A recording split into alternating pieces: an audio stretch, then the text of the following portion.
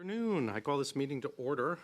Welcome to meeting number 112 of the House of Commons Standing Committee on Government Operations and Estimates, also known as OGGO. The committee, so nice, they named it twice. Pursuant to Standing Order 1083C and the motion adopted by the committee on Monday, October 17, 2022, the committee is meeting to consider matters related to the ArriveCAN application. As always, colleagues, keep your earpieces away from the microphones as it causes feedback and potential injury to our very valued interpreters. I understand, Mr. Moore, you have an opening 5-minute statement. Go ahead, sir. The floor is yours. Good afternoon, Mr. Chair and honourable members of the committee. I would like to thank the Auditor General and the Procurement Ombudsman for their reports, which have identified some important lessons for us all. The Canada Border Services Agency has already implemented a number of actions to address their recommendations. At the onset of the pandemic, the CBSA was focused on protecting our borders while maintaining the flow of essential travellers and trade. The agency needed to adapt its operations at a time of considerable uncertainty over the health risks. The need for ArriveCAN arose quickly when it became clear that the manual, paper-based processes for tracking contact tracing and the health information of travellers did not meet the needs of the Public Health Agency of Canada. FAC asked the CBSA to assist them by developing a digital form, and the first version of ArriveCAN was released 6 weeks later. Over the following 2.5 years, the CBSA responded to the changing health requirements set out in over 80 orders in council by releasing 177 different versions of the app. The agency has estimated that the border health measures related to the ArriveCAN app cost $55 million, including a number of non-IT costs, such as $6 million for the Service Canada call centre. The Auditor General and the Procurement Ombudsman reports have identified a number of serious weaknesses in the procurement and internal controls processes. We have accepted their recommendations, and our management response plans are now already underway. I would like to highlight a few of those actions aimed at strengthening the agency's governance and assurance functions. We have strengthened the first line of defence by requiring all HQ staff with financial delegations to retake 4 procurement training courses to help them better understand their responsibilities. Given the weaknesses in procurement oversight, we have established a new Executive Procurement Review Committee to strengthen the second line of defence by reviewing all contracts and task authorisations over $40,000. We have also established a new Procurement Centre of Expertise, which is developing an ongoing programme of quality assurance reviews to ensure compliance with the directive, with a particular focus on the need for proper record keeping. Our management response plans are aligned with the plans of other government departments, as developing the ArriveCAN app was a shared responsibility. The agency leveraged PSPC's contracting authority on over 30 of those contracts and Shared Services Canada for 7 contracts. The CBSA was the contracting authority for the remaining 4 contracts. In the first year, the agency was responsible for managing the development, enhancement and operations of the ArriveCAN app on behalf of the Public Health Agency of Canada. However, no new funding was received in the 2020-2021 financial year, and the costs were coded to a general COVID-19 pandemic measures account, which would have included other pandemic-related expenditures such as personal protective equipment and enhanced cleaning. The agency did establish a dedicated financial code in the second financial year, when funding was provided by the Public Health Agency and the Immigration, Refugees and Citizenship Canada. And in hindsight, this should have been created earlier. I am very proud of my employees, my colleagues and the frontline border services officers who served Canada throughout the pandemic. We acknowledge the serious deficiencies and we welcome the lessons learned. We are now focused on addressing the recommendations that have been made. We'd be pleased to answer any questions. Thank you, Mr. Chair. Great. Thank you very much. We'll start with Mr. Brock, please, for 6 minutes. Thank you, Chair, and good afternoon, gentlemen. Thank you for your attendance today. My focus will largely be with you, Mr. Moore, but I invite anyone else on the panel to weigh in if you feel you can contribute in some fashion to the response. I appreciate your opening statement, Mr. Moore. We've heard that from a number of officials at CBSA, and I mean no disrespect when I say this, but I'm not interested in lessons learned. I'm interested in how we got here and the issues that are really concerning to Canadians.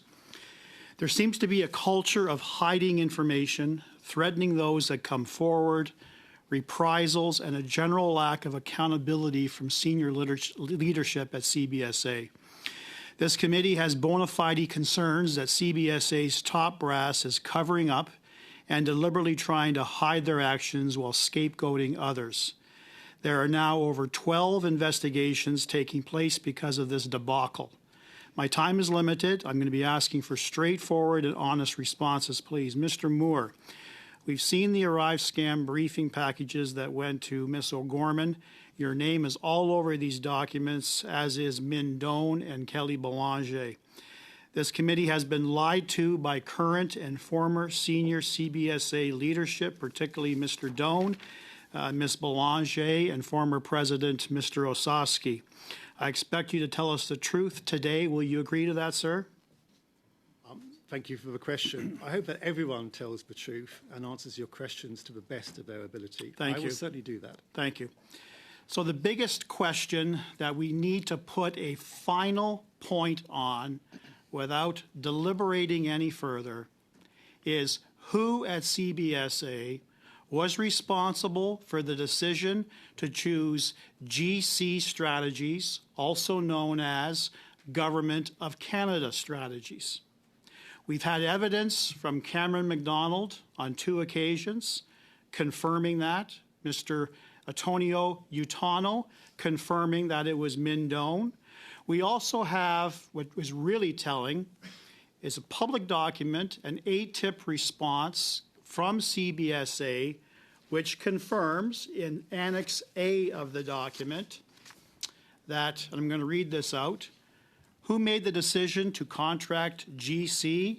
My office. This is in reference to Min Doan's office and Kelly Belanger's office. Same office. My office made the decision to pursue the contract with GC Strategies. The 2 proposals for the work were presented to the CIO and President, and the decision was made to proceed with GC Strategies as their proposal and approach aligned what the CBSA was looking for, particularly rapid staff augmentation. The Deloitte proposal was a managed service using their cloud instance. This would have involved additional risk and did not align with our decision to build cloud mob competencies with the agencies. Are you prepared right here and right now, sir, Mr. Moore, to confirm once and for all that it was Min Doan who ultimately made the decision to go with GC Strategies? Yes or no? So I'd like to provide some additional clarification for the committee. So there were 2 decisions here. The first decision was how the ArriveCan app would be developed. That decision was a staff augmentation decision. The decision was to keep this in-house in order to develop the app and use staff augmentation to bring in the technical services required. The other option was the managed service approach, which is the Deloitte option. It was decided at that time by the executive committee that the managed services option would not be appropriate because it was unclear what the statement of work would be from the Public Health Agency of Canada. Sir, this is all evidence we've already heard. I don't need you to waste valuable time that I have to repeat that. I'm sure you've been following the committee and you know what the evidence has already led. Will you confirm with me right now, at this point in time, that Min Doan was charged with the responsibility of choosing Government of Canada strategies? So I can confirm once the staff augmentation model was agreed, the ISTB branch was responsible for putting in place the resources required, whether those be resources from... And was that Min Doan, sir, yes or no? Was that Min Doan? He was the Vice President of the Information Science and Technology. Was that Min Doan, sir, yes or no? He was the Vice President, and it was a decision made by... And the Vice President at that time was Min Doan, correct? That is correct. Why did you have a difficult time saying that? Because he is the vice president. but Right. All So- the documentation okay. has been signed. End of by- discussion. You've now confirmed, as many people have confirmed, that it was Min Doan. Min Doan repeatedly lied to this committee, saying he didn't personally make that decision, his team did. So I'm very glad for your honesty, and we can clarify that and move on. But I think Now, this was, sir, I asked the questions. This was such a political hot potato for the government that the Minister of Public Safety at the time, Marco Mendicino, had significant concerns with Government of Canada strategies, particularly with the millions of dollars received. And we now know that they receive upwards to $19 million for their involvement in this particular boondoggle. Now, we know that Mr. McDonald, Cameron McDonald, was threatened by Min Doan on October 28, 2022. There was a phone call. He was told that the public safety minister at the time, Marco Mendicino, was unhappy with the ArriveCan media coverage and wanted someone's head on a platter. He was worried that either he or you, sir, Jonathan Moore, were going to get fired, so he was talking about someone's head on a platter. Is that my time? That is your time, sir. All right, thank you. Mr. Moore, perhaps you can get back to replying the next round. Mr. Sousa, please go ahead for 6. Thank you, Mr. Chair. Mr. Moore, did we ever have a contract? Does it even exist? A company by the name of Government of Canada Strategies? Is that such a? Is there a company by that name? There is a company by that name, and we have in the ArriveCan, there was 4 separate contracts in the name of GC Strategies. But what are they called? Is the name Government of Canada? Point of order. Strategies, or is it Point of called order, GC Mr. Chair. Strategies? Sorry, I'll pause your time, Mr. Sousa.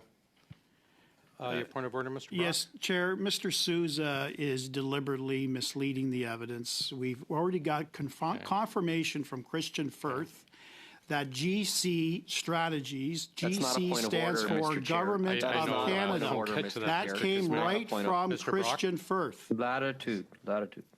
Yeah. I'm just Continue, trying- Mr. Sousa. You've got 5.5 minutes. I appreciate it. I just want to get clarity if, in fact, the company is called GC Strategies or, if, in fact, it's called something else.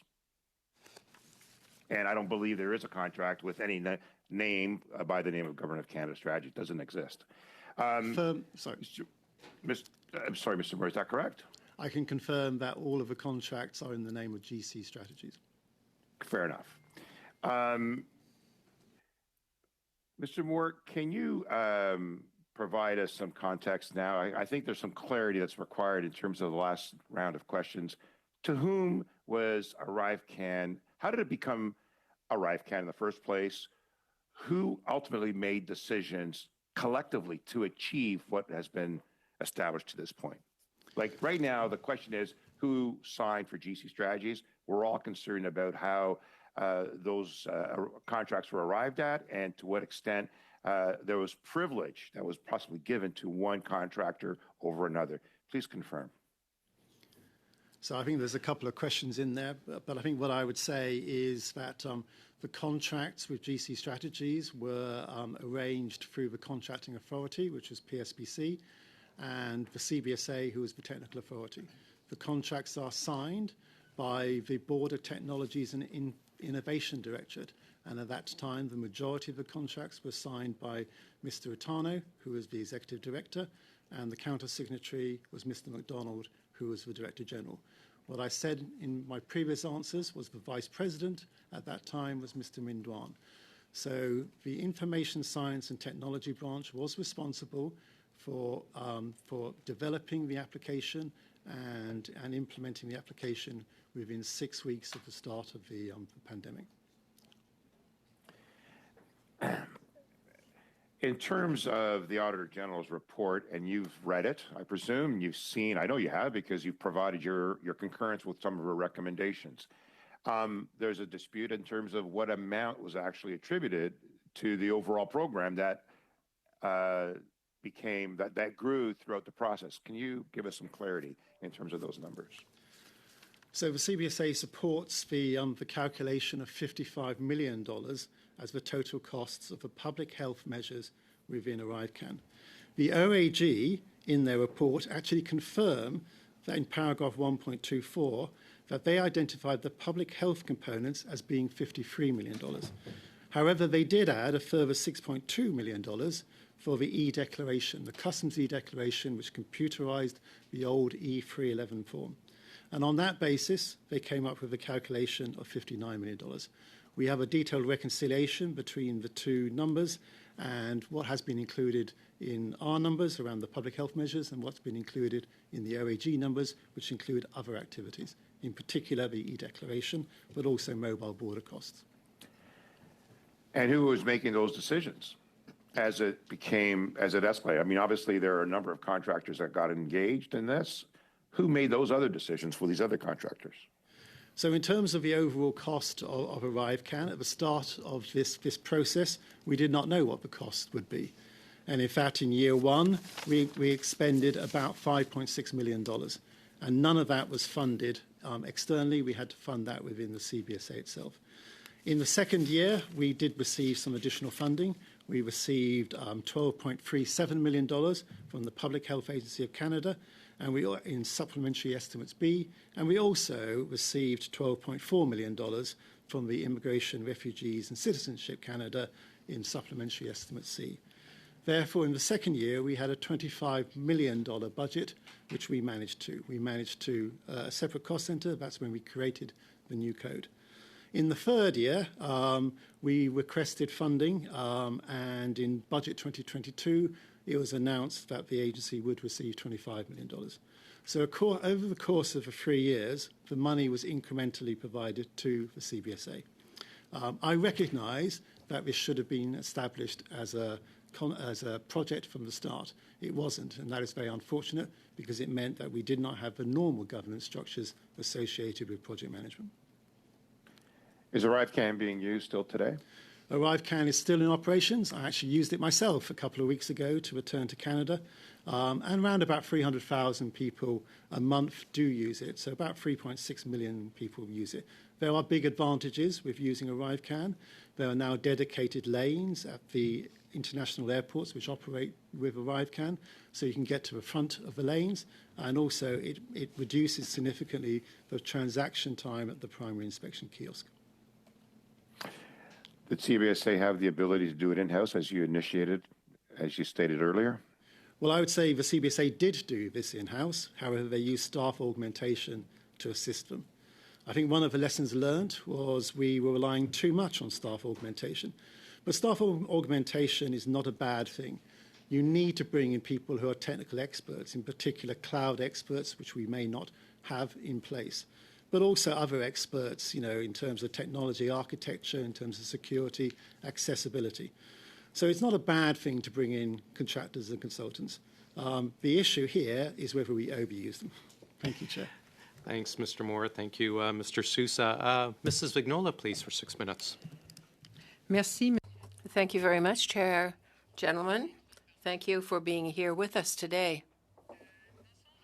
In her report, the AG indicated that the PSPC queried the decision of the PSPC and the CBSA with respect to the proposals that were made. Why were the recommendations from PSPC ignored? And secondly, why did the CBSA accept the recommendations of SPAC because of what was the concern?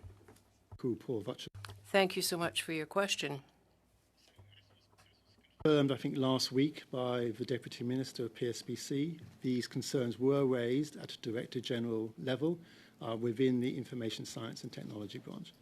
It is unfortunate that they weren't raised at a wider level. I myself, as the Chief Financial Officer, did not receive any concerns. I think this is one of the key lessons learned. This is the reason why in the new procurement improvement plan, we've instigated the Executive Procurement Review Committee, which allows us to scrutinise all contracts and all task corporations above 40,000. This will provide the second line of defence and allow us to do that. Merci. Thank you. So that means then that the recommendations wouldn't have been applied if you had not been informed about it. Should you have been informed about it? We should have been informed about it. I think PSPC is clear that they did inform the agency, but they informed the agency at the technical authority level. At that time, Alex's team was looking after the CBSA contract authorities, 4 contracts in total. Also, the team were very involved in the acquisition of PPE at that time. Merci beaucoup. Lors des examens des options des... Thank you. What proof did you have that GC Strategies could really supply a good balance, a cost-effective balance to the federal government? My understanding is GC Strategies had been working with other departments already and had shown evidence of being able to provide the technical architects required. What this contract was about was the acquisition of technical architects to do specific pieces of work, a range of different skills and range of different experience. The majority of experience required more than 10 years experience in the past.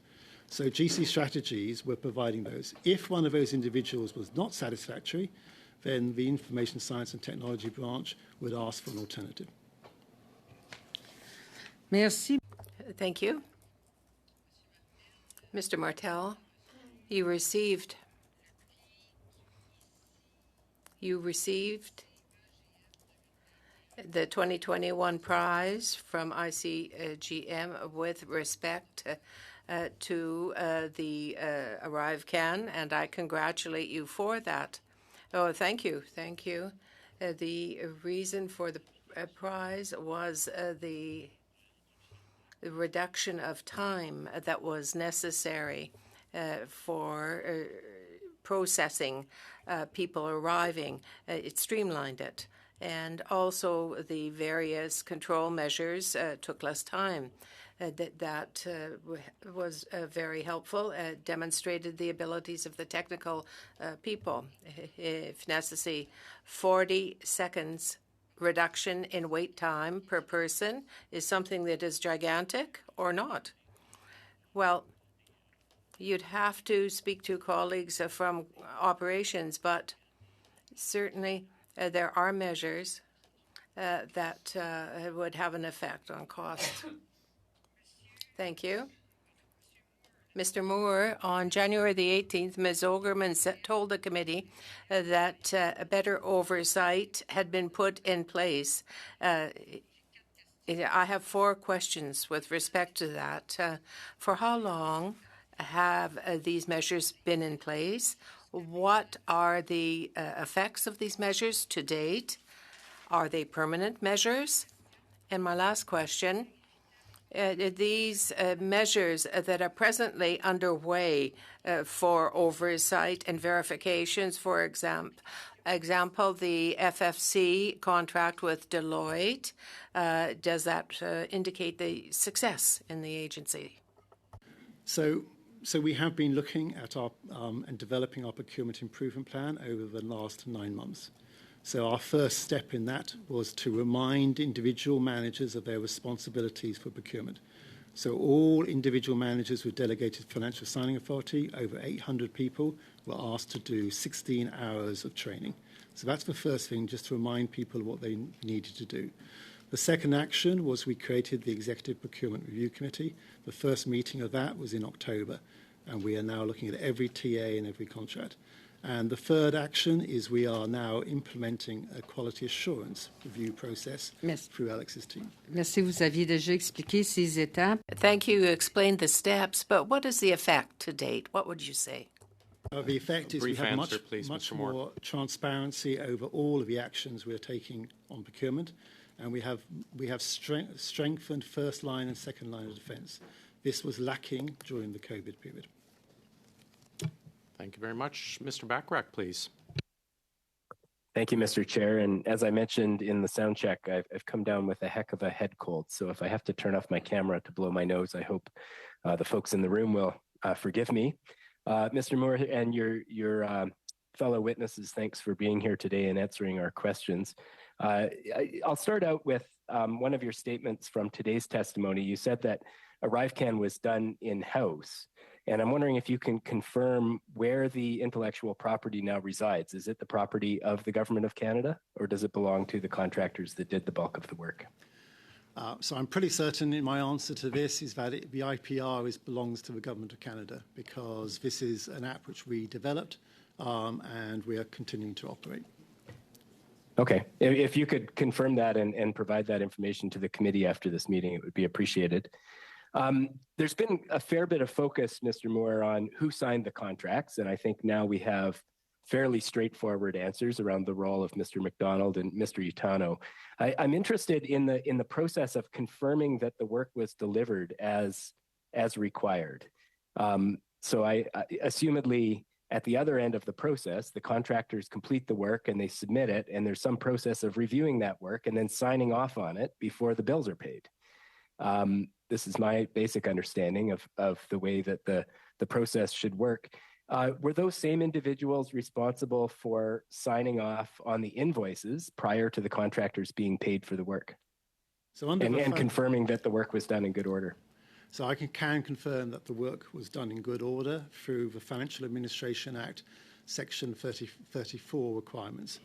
So, as I said before, the Border Technologies and Innovation Directorate were responsible for overseeing these contracts. They would receive invoices from the contractors, and their job would be to check that the individuals had done that work and they were also of the right technical quality and experience in order to make those payments. So these are delegated authorities assigned to individuals within that secretariat, and those individuals had the training and were responsible for signing off on the invoices to confirm that the work was done. The reason I see you nodding, so I'll take that as confirmation. The reason I'm asking this is because one of the Auditor General's findings was that CBSA approved timesheets that included no details on the work completed. And this is a quote from the AG's report, this limited the agency's ability to challenge the contractor's invoice without knowing what work was completed, its ability to allocate the invoice to the right project. So I guess what I'm trying to point out is that the AG has highlighted a lack of documentation, which assumedly would have made it difficult for those delegated authorities to confirm that the work was actually done.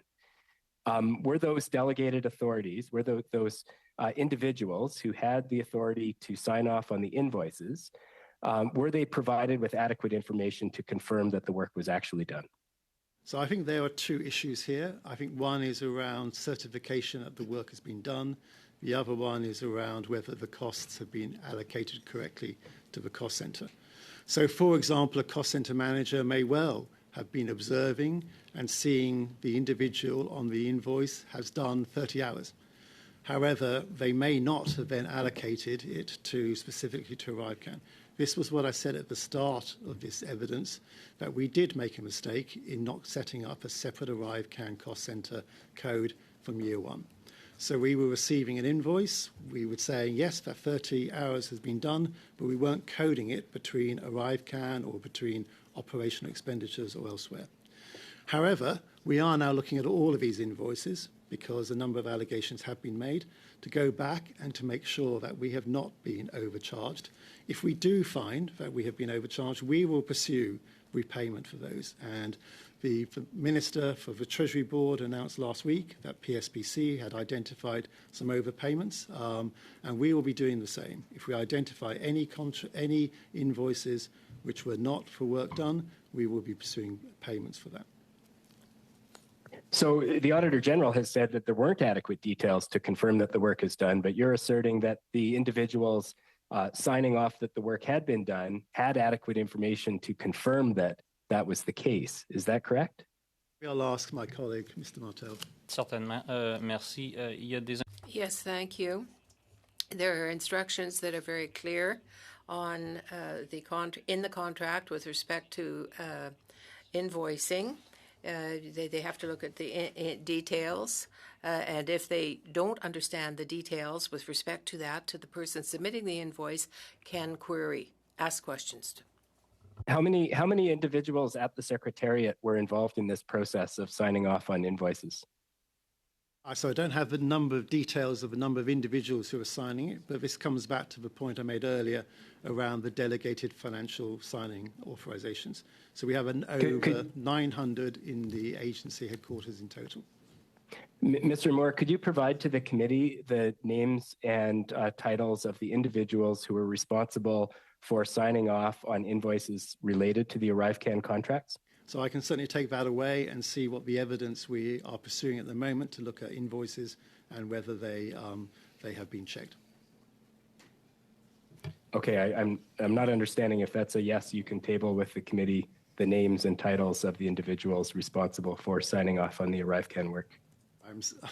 I'm hoping that we can do. I'm just saying that we'll go back and. You're going to check first and see if that information actually exists. Is that? Do I understand you correctly? That's exactly. Okay, I would certainly hope that it exists, but as we've seen throughout this inquiry, there are a lot of surprises. So I'll look forward to providing that information to the committee, and if it's not provided, we'll ask questions about why it doesn't exist. Thank you very much.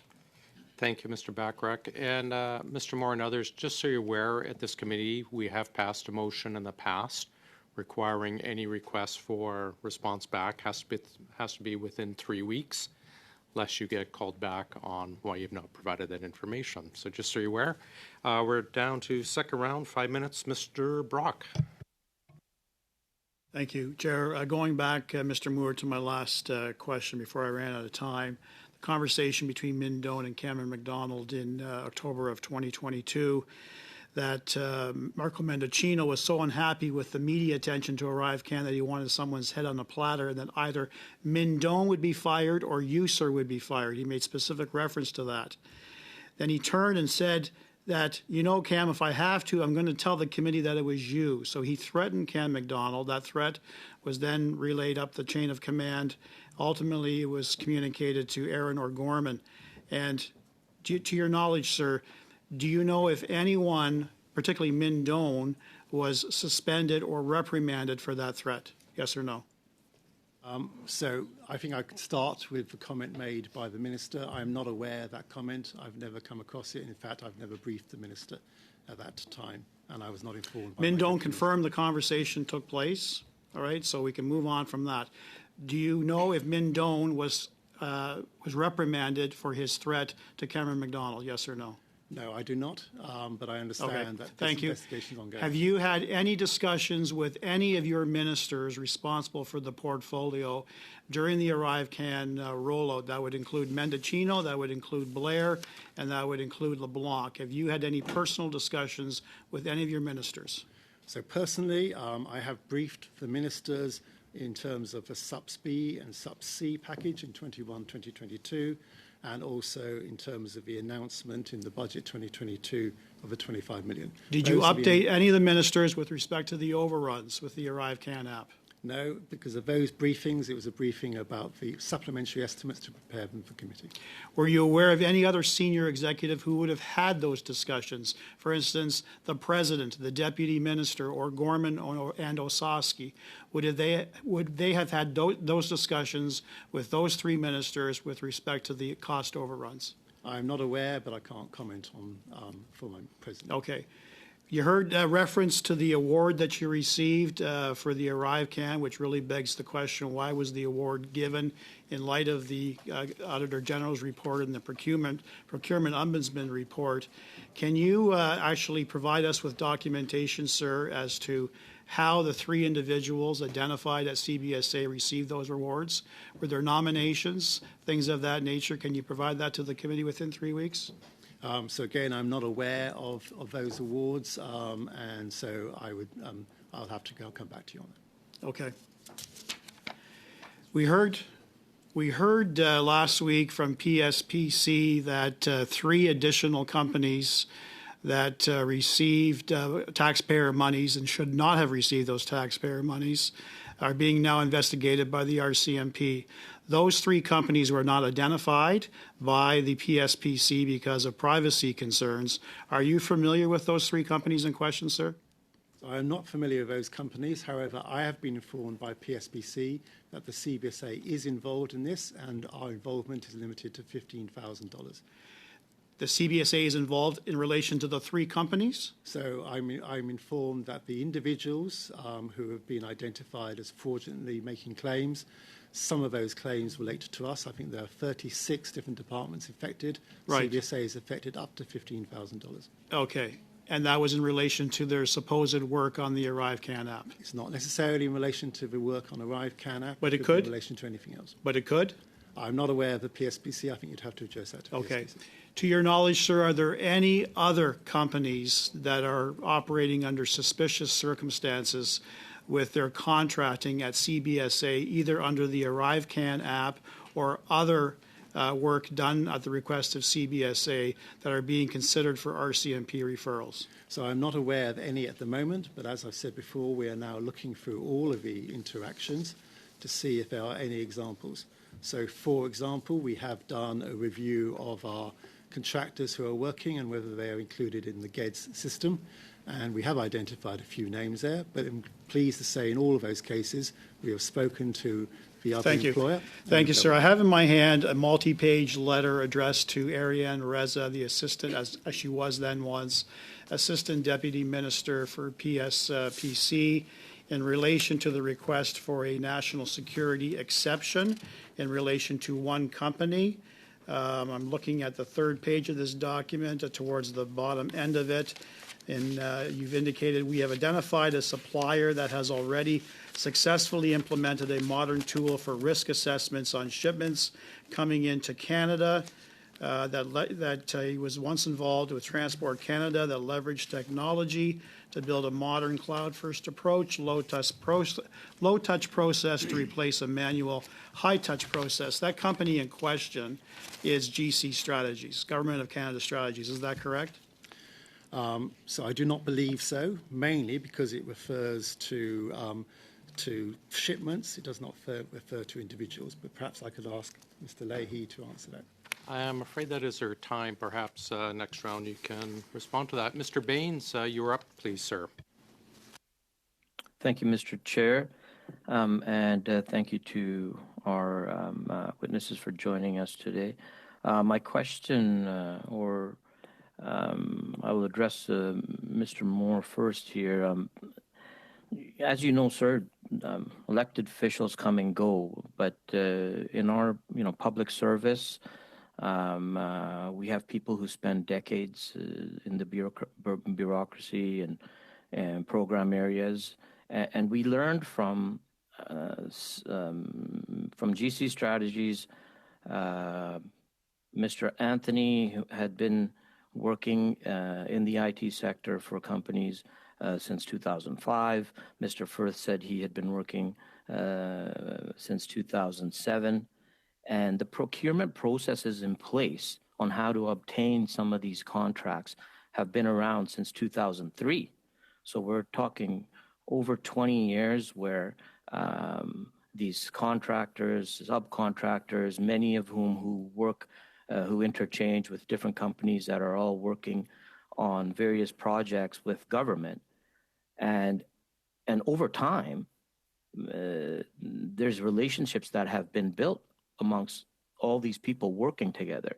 And so my question to you is, do you think that the CBSA has done enough to ensure there's appropriate oversight of employees and their relationships with prospective contract bidders looking to find this work and understanding how to get it? And so I'd like to hear about what oversight is in place.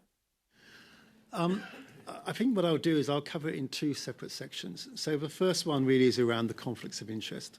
So we have, as part of our procurement improvement plan, strengthened our disclosures around conflicts of interest.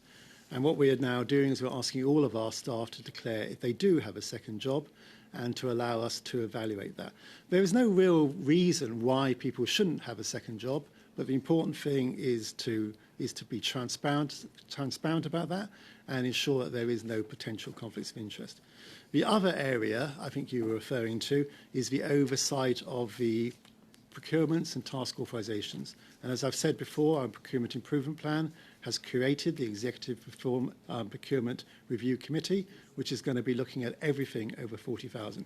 We've already had over a dozen meetings of that, and we're already starting to really strengthen the second line of defence around this.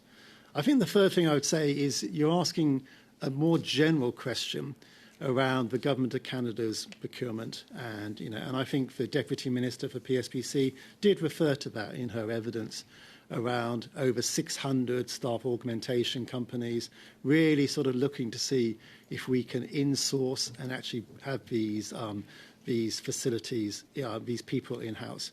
I'm pleased to say that the CBSA has already started to do this. We have set a target of bringing 25% of all contractors in-house to allow us, reducing our level of contractors by 25%. And in some cases, we've actually gone even further in that. So in terms of our Chief Data Officer, I'm pleased to say that they had 75 contractors in April 2023. They're now down to 44 contractors in April 2024. That's the aim, and that's a 41% decrease. So I think there's multiple different parts to your question. Well, I'd like to see that there's no opportunity for collusion amongst people trying to obtain these contracts and knowing, having a relationship with certain people and saying, yeah, here, this is what you should do, get this contract, this is how you can get this. So to your knowledge, has CBSA identified any employees who also have procurement contracts with the government? I was referring to in terms of going through all the checks. We have not identified any at the moment, but what I can't say is we're continuing that work. And, so like PSPC has identified some fraudulent payments, I think we have to continue that work and make sure it's all completed. I think it is worth saying, though, that the CBSA takes the allegations of wrongdoing very seriously. And as we have said before, we are currently, investigating those allegations.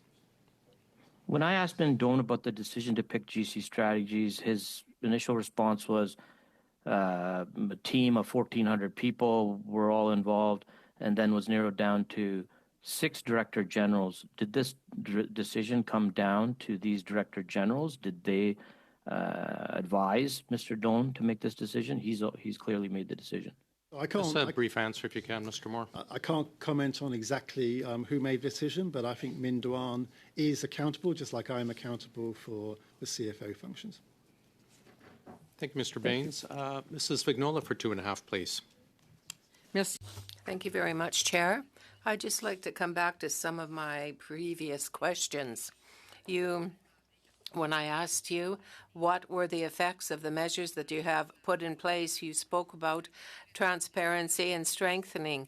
You spoke about a second line of defense. Do you have any criteria, both quantitative and qualitative, to measure the effects of the measures that you have put in place? Certainly. So in terms of our second line of defense on financial controls, we do random selective testing of invoices. And at the moment, we're doing about 5% of those invoices. And we're checking to make sure that they comply with all the various rules and regulations. Merci. Unfortunately, Thank you. I'm so sorry, but I only have 2.5 minutes. Are they permanent measures? Les 3 mesures que vous avez... The 3 measures that you named. they are permanent measure, and the testing of invoices has been going on for many years. Merci. Je vois... Thank you. I see that you're testing for contracts that exceed $40,000. What explains the fact that $2, $3, $5, and $6 million contracts weren't tested beforehand? What is your reaction when you're faced with that? Did you just sign it off and let's let the money fly away? It's only the taxpayers' money. Why was there no testing before October 2022 when this issue arose? So I think the thing I would say is during the COVID, it was a very intense period of time, and we were relying on the delegations of authorities in the DFSA. We're also relying on the oversight of PSPC for their contracts. Merci. Thank you. In October 2022, when we started to look at the issue, we heard 54 million for ArriveCan. So we said to ourselves, oh, that includes a cost for advertising and so on. And now we're faced with a huge amount, $6 million for calls to bid by Service Canada. Why, rather for the call centres at Service Canada, why was Service Canada call centres, why were they so involved? What does it cost now in advertising to inform people for the app, for its use? Very brief answer, or perhaps you can get back to us in writing. Yes, certainly. I think very briefly, the Service Canada call centres were operating for 2 years. They actually managed 645,000 calls from members of the public, from travellers. Thank you. Mr. Bachrach, please. Thank you, Mr. Chair. Mr. Moore, a question about the CBSA's involvement with Bottler.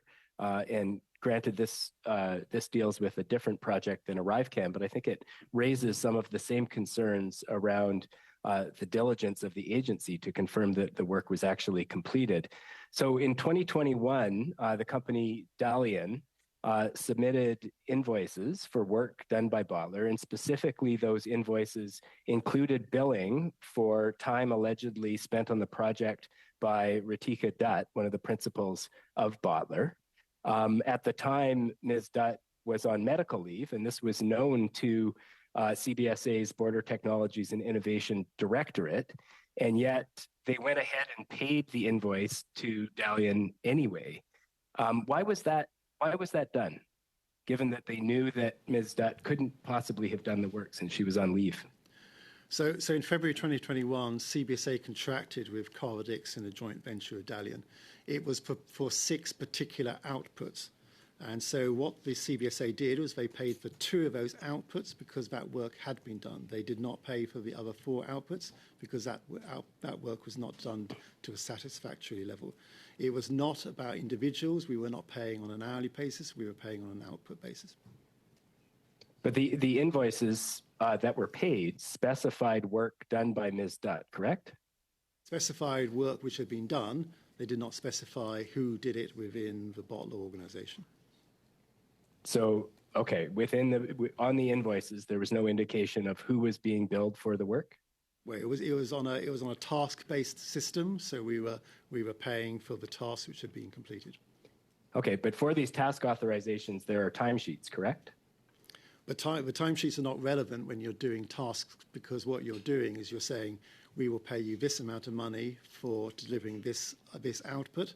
We're not saying we will pay you X dollars per hour. So at the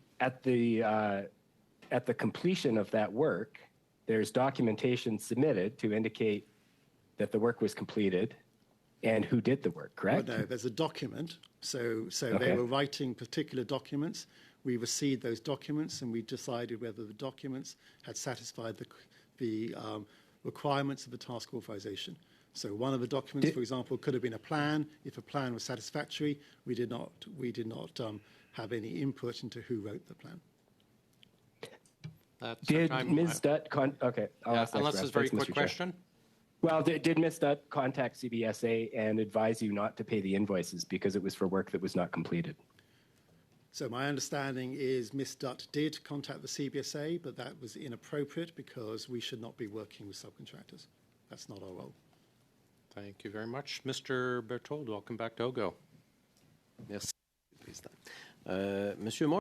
Mr. Moore, I want to come back to an answer that you gave my colleague with respect to this letter about the national security, as she says, that there were certain rigorous processes that could be exempted.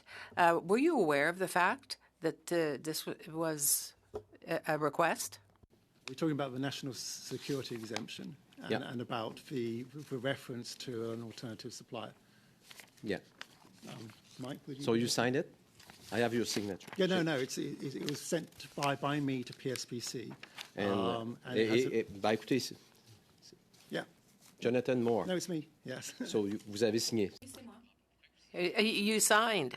I don't understand why you hesitate.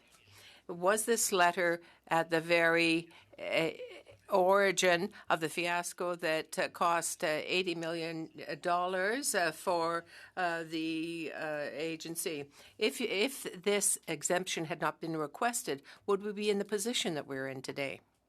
So the national security exemption was requested by PSPC for them to access the powers at the start of the COVID pandemic. The national security Mais exemption... c'est vous, Monsieur Moore. Vous avez beau parler. Yes, but you can talk about PSPC, but it's your signature and your letter. You asked Ms. Marianne Reza, Deputy ADM of PSPC, to provide that exemption. And in the letter, you said that we have found a supplier that has the modern technology to offer. I mean, I'm not going to go on quoting it, but you did not seem to know who the supplier was.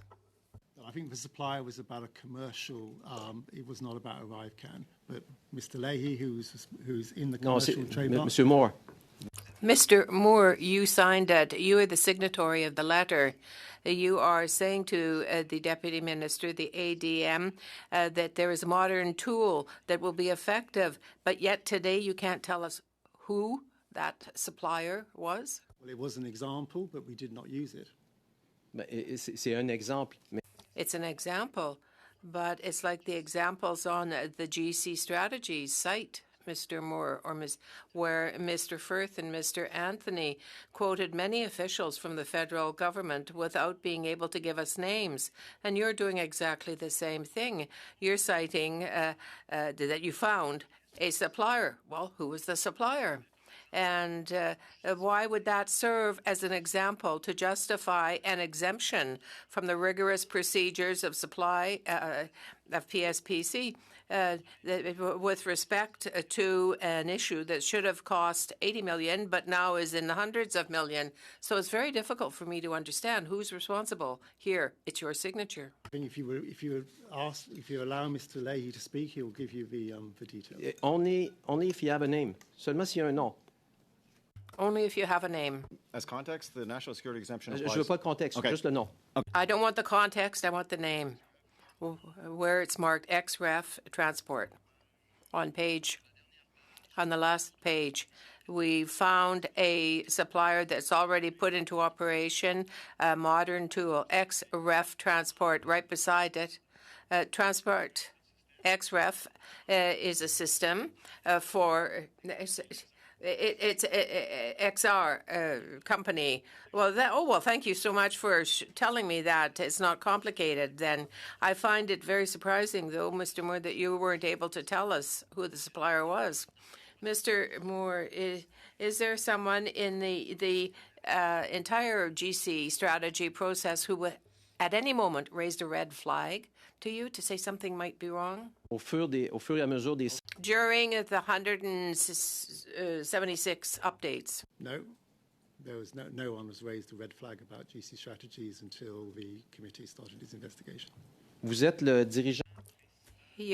You are the director of finance for this area. Is that correct? And therefore, are you the one that signs contracts and checks to suppliers?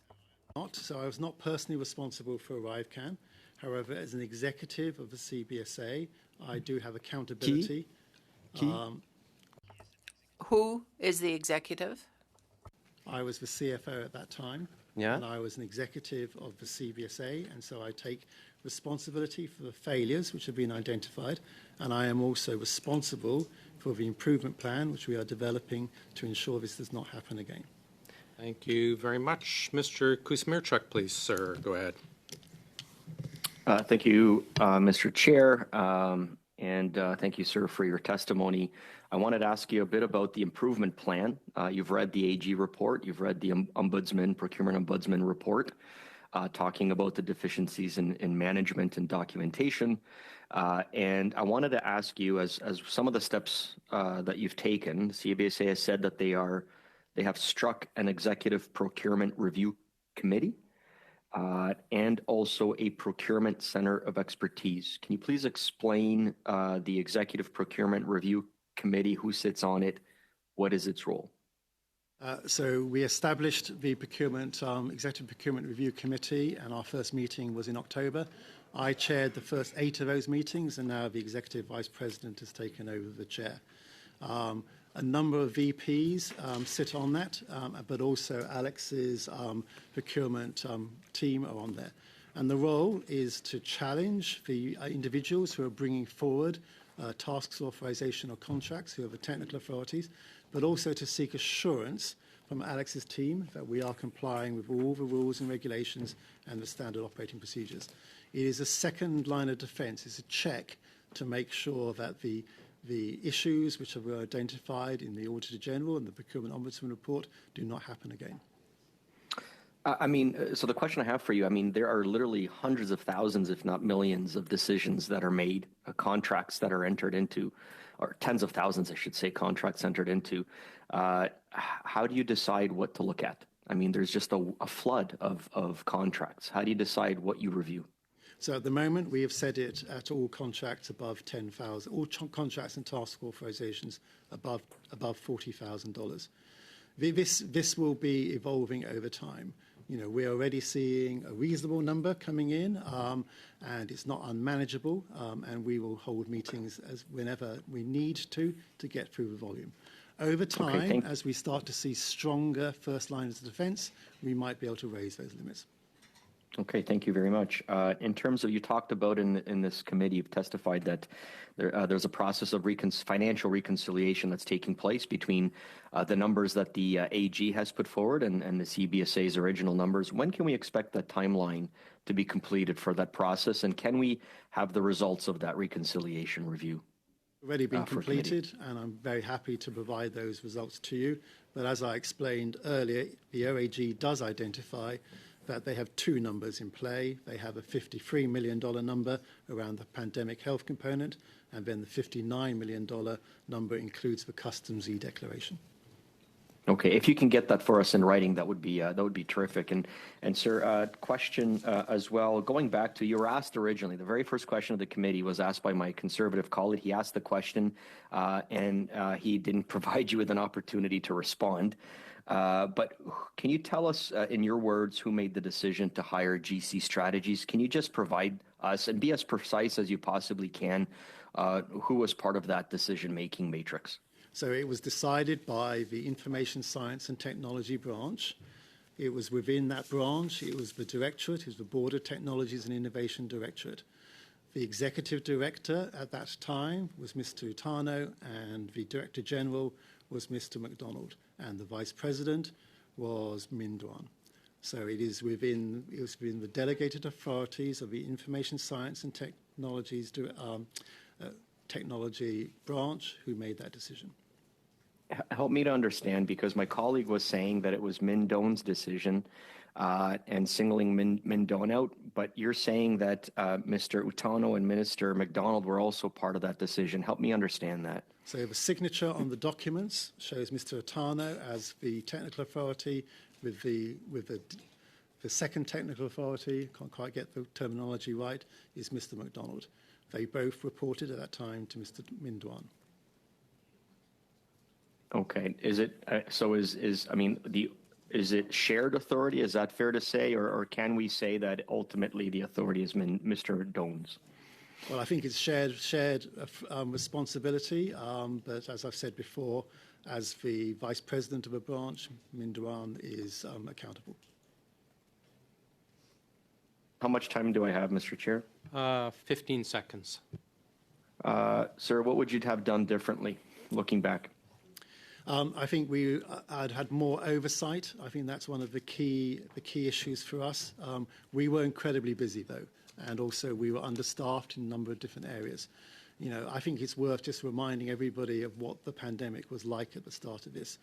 Immediately, most of our people were sent home. We had to set up home offices. We had to set up new organizational structures, and we had to manage the border. And a lot of the individual border services officers really were very reluctant to touch paper, because the Public Health Agency had said you can catch COVID from touching paper. So the necessity to get paperless processes in place was really important. Thank you, Mr. Moore. Mr. Seaback, welcome to OGGO. The floor is yours for 5 minutes, sir. Thank you very much, Mr. Chair. I see that today we actually have some gentlemen at the committee that I'd like to ask some questions about CARM. I see Mr. Leahy there and Mr. Martel, the Director of Procurement. The challenge that I have with CARM is the complete lack of inconsistent statements on when this